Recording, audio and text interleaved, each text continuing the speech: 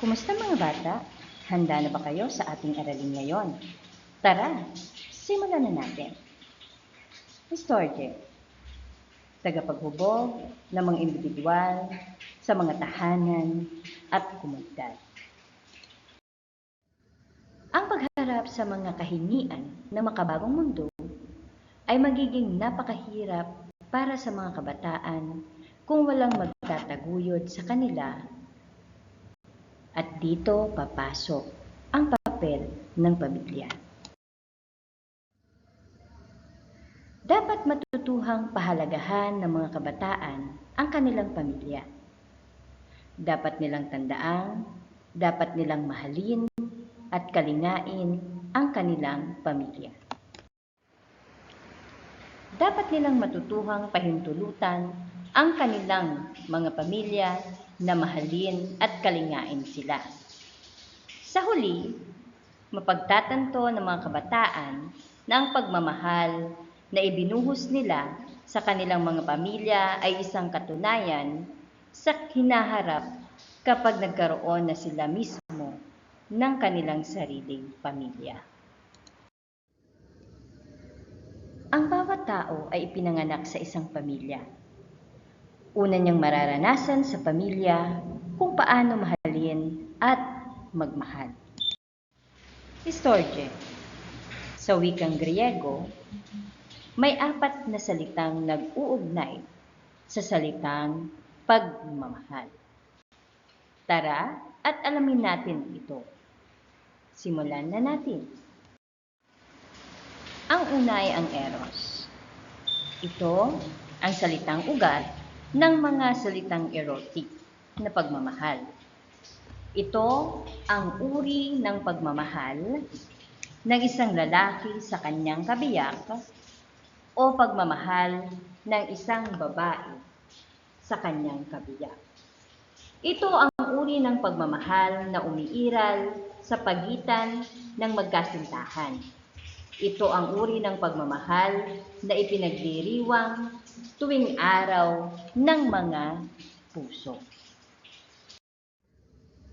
Ang susunod ay ang storge.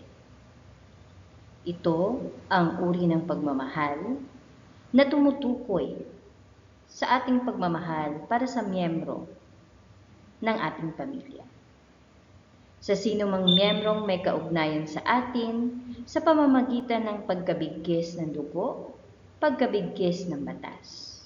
Ito ang pagmamahal para sa ating mga magulang, kapatid, lolo at lola, pinsan, tiyo at tiya, at iba pa.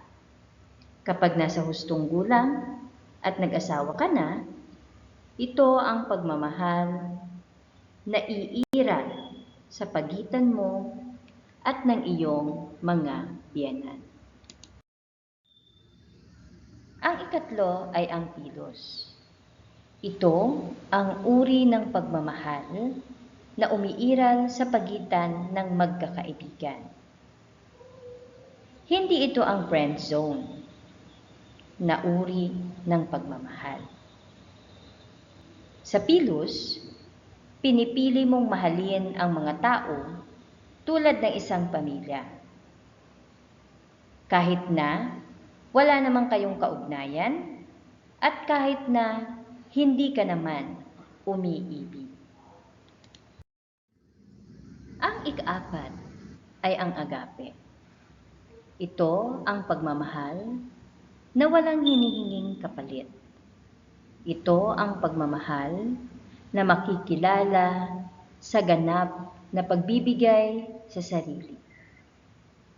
Ayon kay Ignacio ng Loyola, ito ang pagmamahal na nagbibigay at hindi nagbibilang ng halaga. Lumalaban at hindi alintana ang mga sugat. Nagpapakahirap at hindi naghahanap ng pahinga. At nagtatrabaho nang hindi humihingi ng kapalit.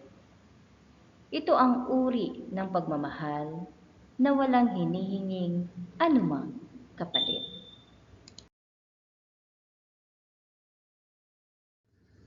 Para sa inyong gawain mga bata, sagutin ang sumusunod na mga tanong. Sa paanong paraan mo na ipapakita ang pagmamahal mo sa iyong pamilya? Bakit mahalaga ang pamilya sa ating lipunan?